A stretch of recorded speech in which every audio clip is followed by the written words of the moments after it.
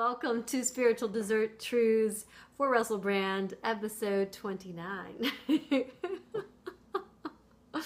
Still reading Biocentrism. We left off where biology seems to be taking the lead. Some of the thrill that came with the announcement that the human genome had been mapped, or the idea that we are close to understanding the first second of time after the Big Bang, rests in our innate human desire for completeness and totality. But most of these comprehensive theories fail to take into account one crucial factor. We're creating them. It is the biological creature that fashions the stories and that makes the observations and that gives names to things.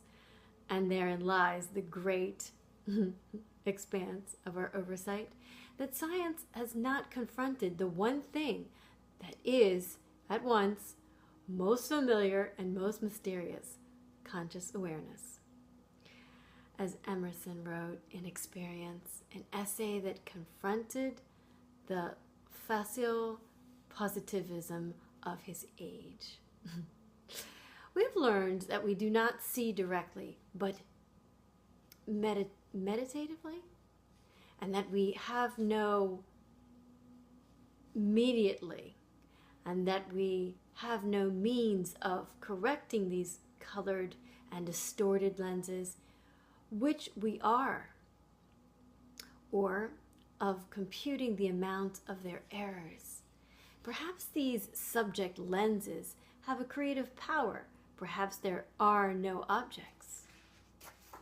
So now we're starting to get to the point where, we're starting to realize that consciousness, what you think, the words you use, and how you think actually produce, manifests in the universe. And so, for that purpose,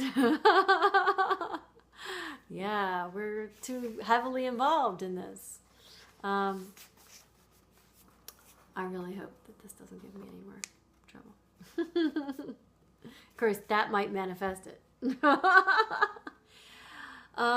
George Berkeley, of whom the campus, I'm reading in the dark, and town were named, came to a similar conclusion.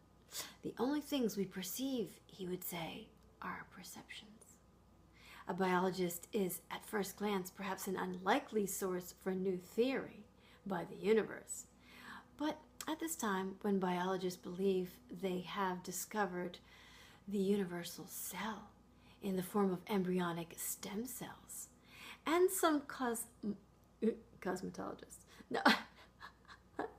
cosmologists predict that a unifying theory of the universe may be discovered in the next 2 decades, it is perhaps inevitable that a biologist finally seeks to unify existing theories of the physical world with those of the living world. What other discipline can approach it? In that regard, biology should really be the first and last study of science. It is our own nature that is unlocked by humanity. Humanly created natural sciences used to understand the universe. A deep problem lurks too. We have failed to protect science against speculative theories that have so entered mainstream thinking that they now masquerade as fact. The ether of the 19th century, the space-time of Einstein, the string theory of the new millennium, with new dimensions following up in the different realms, and not only strings, but bubbles shimmering down the byways of the universe, are examples of this speculation.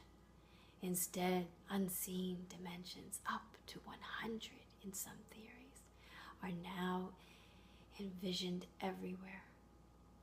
Some curled up like soda straws at every point in space.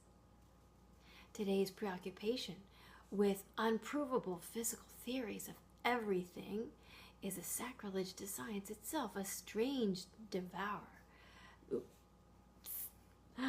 of the purpose of the scientific method, whose Bible was always decreed that we must question everything relentlessly and not worship what Bacon called idols of the mind.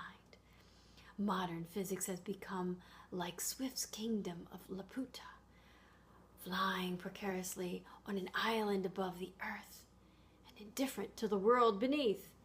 When science tries to resolve a theory's conflicts by adding and subtracting dimensions to the universe, like houses on a monopoly board, dimensions unknown to our senses, for which not a shred of observational or experimental evidence exists.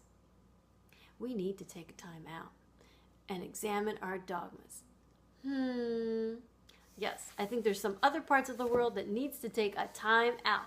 They're like little kids beating each other up. You got the bully. It's not nice. If this was Mama Earth, she'd be saying, time out. Time out. Take a rest. Good night. Pleasant dreams.